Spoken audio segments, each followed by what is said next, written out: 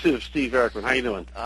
Good. I was working 7 a.m. to about 10 p.m. the last 2 days, and oh my God! So I'm gravedigger shift. 7 a.m. to not gravedigger. It's during the day. So, that'd be the other way. Yeah. Well, good. It's good to talk to you. So tell me a little bit about your situation and the reason that you contacted me. If you... Well, yeah, I'm in a position now where I'm just, I have to admit my own sort of naivete in some of these, even in some legal issues. I got out of law school 15 years ago, but I did not know the extent of judicial insiderdom and judicial corruption. And I got involved in a lawsuit, actually here in New York, with my landlord. It's a complicated case, and in which the landlord owed me close to $2 million in legal fees. And I had a judge who intentionally blocked it through an artificial procedural device he concocted out of thin air. So I filed what's called a mandamus proceeding, which can force a judge to do things, as I'm sure you know, to do things in non-discretionary capacities. And the attorney fees issue in my case was entitled to mandatory hearing. It was called in the New York immediate trial. So I sued him on that, and to get out of that lawsuit, which I had him dead to rights, he threatened our firm with sanctions and disciplinary action. The judge did? Yeah. What is the judge's name, if you don't mind me asking? Oh, Gerald Leibovitz. Okay. Now, he's in New York City, we have what's called housing court.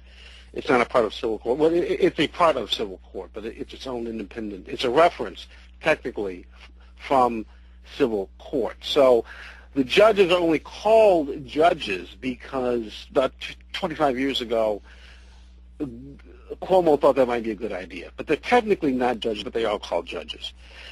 So, he's low on the totem pole, in other words. This guy. But as I found out from, some material on your website and other places, they all have to protect each other. Yep.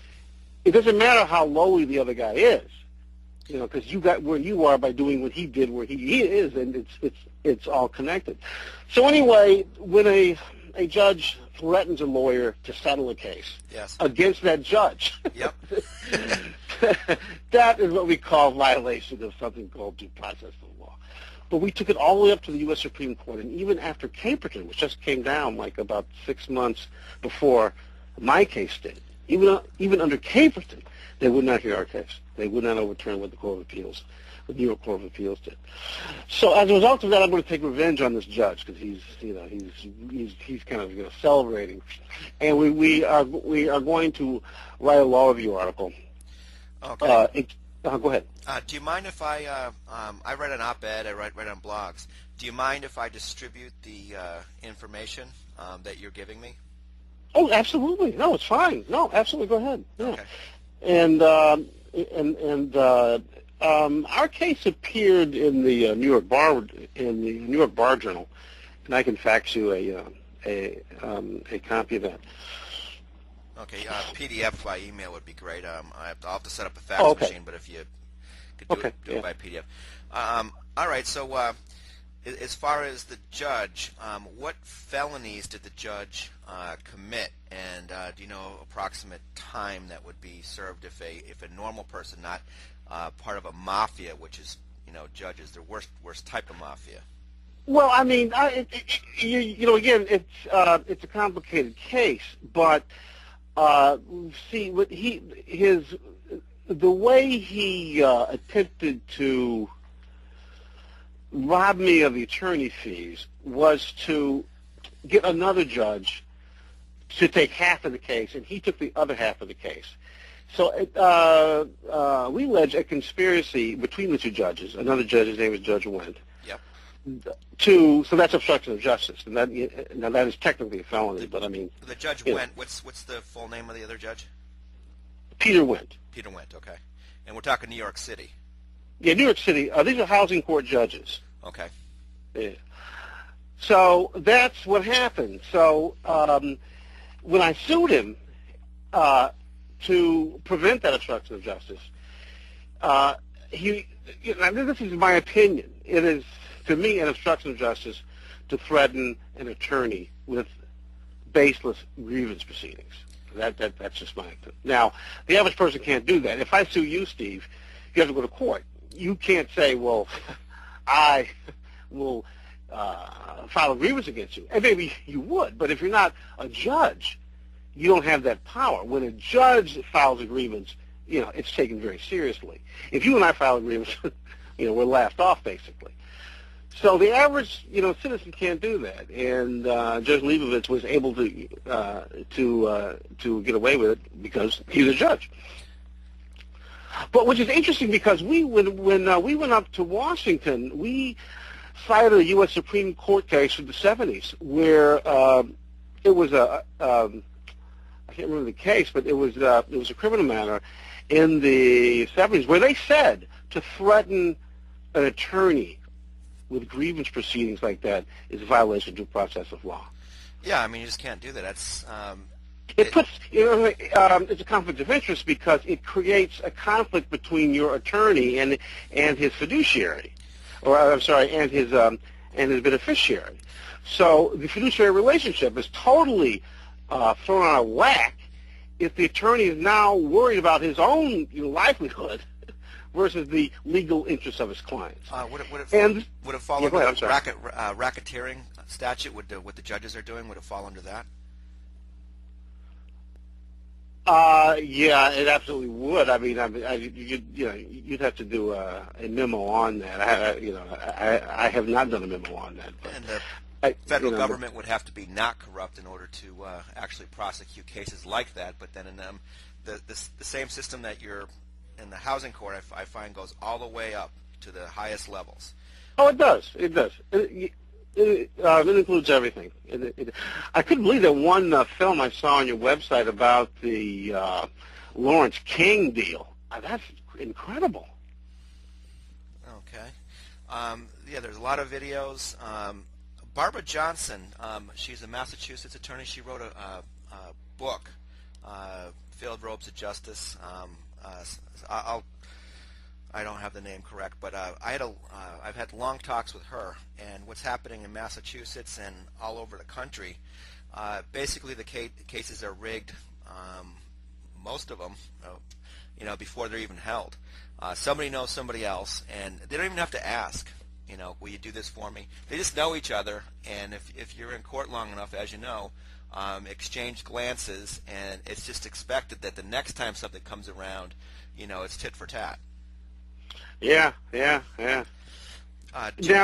is she still practicing in Massachusetts? No, she's retired, and she's basically, I think she fled to Costa Rica because they just, as you know, once you're being retaliated against, they just keep coming after you, especially in the legal circles. Jim Brewer, he's an attorney in West Hartford, Connecticut. He was defending good cops that were going against bad cops, and in court, and basically all the rogues in the Connecticut State Police went after him, and they're arresting him for this. They're following him around.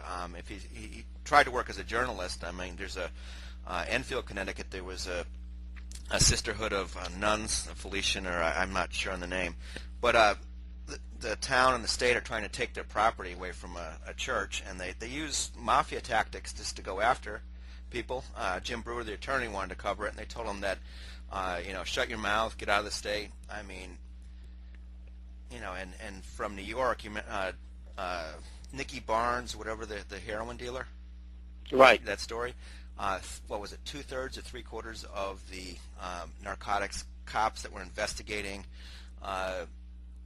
were on the take. Right. And in order for that to be true and happen, there also has to be an equal number in the judicial system to make sure that cases are fixed, and then people get off when they're not supposed to, and then people get railroaded when they're not supposed to. So that's just how it works. You need one for the other. Right. Yeah. One hand washes the other in that context. Do you have any websites, or has there been any mainstream media coverage of your story? No, we only got covered in the Bar Journal in two consecutive issues. So our first move was going to be to get this law review article out, and then I plan to also turn some of that into a film. And and the media, from my experience, has been that the media doesn't get in unless, a judge has been arrested or something. Now, there are some differences, like Caperton. That involved the two big employers down in West Virginia, coal mines. Everyone's going to talk about that. But in a case like this, although the money is pretty considerable and the outrageous judicial misconduct is certainly dog bites man, man bites dog, I don't think they go near it. I don't, the media stays away. For instance, we asked the Brandeis Institute here, which is a think tank, part of the New York Law School situation, to get involved and to do an amicus curiae brief. Now, they're a major liberal progressive legal think tank. They wanted nothing to do with it. When you're going after misconduct on a judge, people run away from you. It's usually white male judges that rule everything.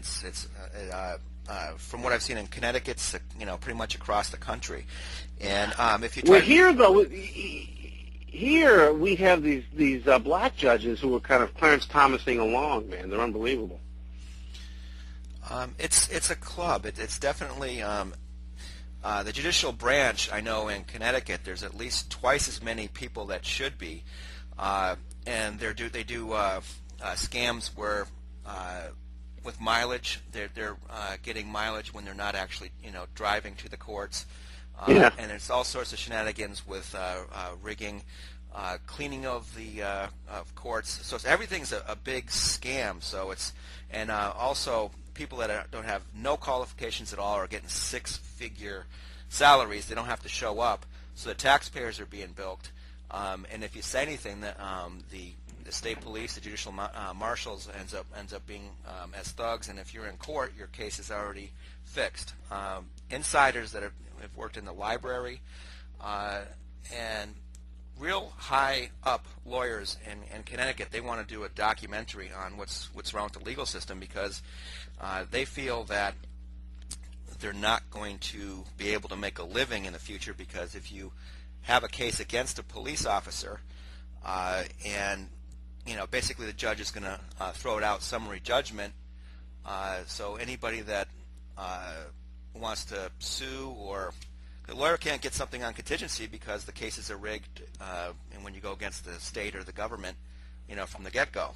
And so if you go against a judge, there'd be liability of the state and of the federal government. That's why even the worst case scenario, unless they're caught on film, raping a grandmother, taking money out of her purse while she's in a wheelchair, live on tape, the judge is not going to get nailed for anything.